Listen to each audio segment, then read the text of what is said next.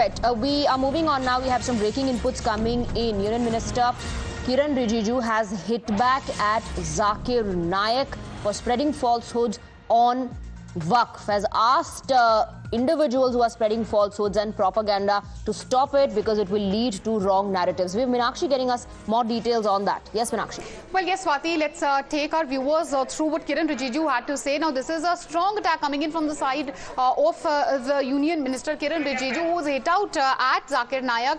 He has basically condemned Zakir Naik's statement on Waqf. He had said that please do not mislead the innocent Muslims from outside our country.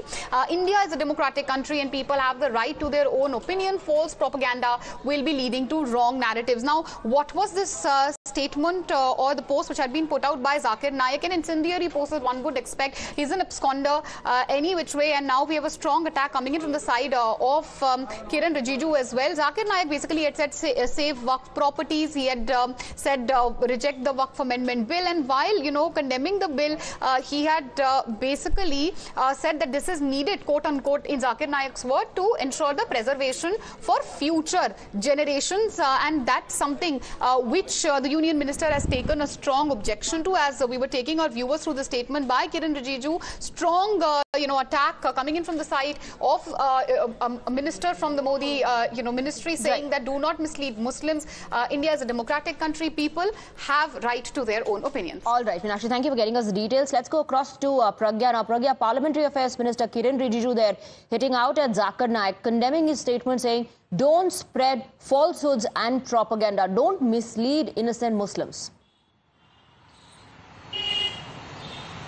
Well, he is also Minority Affairs Minister, and it is he who had presented the bill in the Parliament that has led to this controversy, and that is why the bill has been sent to the JPC, and this was a unanimous decision by the government. They do not want to impose as such about the amendments, but they would want to, hear out all the stakeholders, and this is exactly what is happening for past few weeks. In fact, in every week there are 2 consecutive meetings that JPC is holding. There are members of Parliament from the opposition parties as well.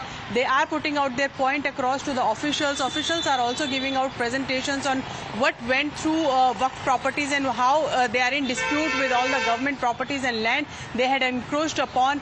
These detailed presentations are being given to the JPC and the members, that is opposition MPs as well. So, and not just them, right. There are other stakeholders. All and right. Let us stay on with us. We have Baris Pathan of the AIMIM joining us on the broadcast. How do you look at the statement? How do you respond? Kiren Rijiju condemning Zakir Naik's statement, saying do not mislead innocent Muslims. Well, see, the Waqf Amendment Bill was introduced in the Parliament, and when arguments took place, the government has to send it for JPC. Now, already, to my knowledge, 3 to 4 JPC meetings have already been held. Our party president is also part of the government committee. And the Muslim Personal Law Board has also issued a statement saying that you have to give your objections. There's a scan code, there's a link, you can raise your objections, and lakhs of people have raised the objection. So I go with that, yes, the Waqf Bill which is introduced by the government is per se unconstitutional, is a violation of Article 24-25 of the Constitution. And so we say, the Supreme Court says, once a Waqf, always a Waqf. You cannot, but the intention of the Modi... No, but Baris Pathan, what is your take on what Zakir Naik said, in that post, if you've seen that post? I am the spokesperson of AIMIM, my party. I talk for that. And the Muslims all country are worried about it. And they feel that the government's intentions are malified and bad. Their intentions are to usurp the Waqf property belonging to the Muslims. They must understand what is a Waqf first. And so we have our objection, that's it.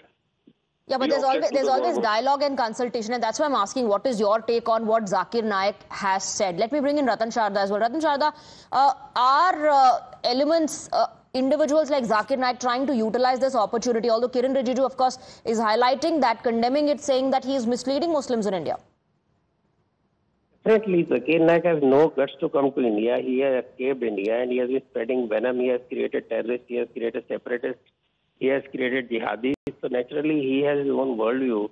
So a simple question is that Waqf Board Act was not this, the new act which was imposed in 1995 on unsuspecting Indians, and then again further strengthened in 2013. Is this God-given? Naturally, it's not God-given. So the people who are crying that this Waqf Board will take away rights for Muslims, Where were the rights before 1995? That is my question.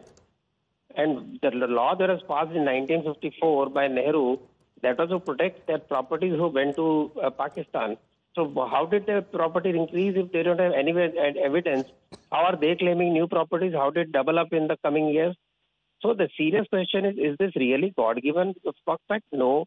It is gifted by Congress. It is gifted by a secular party. And it is at the cost of other communities, other religions. This is the basic line. But facts also need to be put out, Ratan Sharda. Don't you think that's the need of the hour? And I want to bring in Varis Pathan, that there's a joint parliamentary panel that is receiving petitions about it from the common people, from the public, from the institutions. So there's a process which is underway, Varis Pathan. Okay, I think we've lost that time with Varis Pathan. Ratan Sharda. My simple issue is that we can go back to 1994 till 95 amendment was done. That was accepted by the nation right from 1954. Where was the need to strengthen it further to take away the rights of other communities, other citizens of India, and give absolute power, judicial power, and every kind of power to these people who claim, who sit on judgment, and who deliver? So if you tomorrow take away my flat, I have to go back to a Waqf board to seek, put an appeal. All right. And is the same Waqf board going to give me justice? Is it justice for Indians? All right. Thank you very much, Varis Pathan and Ratan Sharda, for joining us in the broadcast with your perspective on this issue. The Union Minister, Parliamentary Affairs Minister, also Minister of Minority Affairs, Kiren Rijiju, has hit out at Zakir Naik for his post on Waqf and said, do not mislead innocent Muslims in India.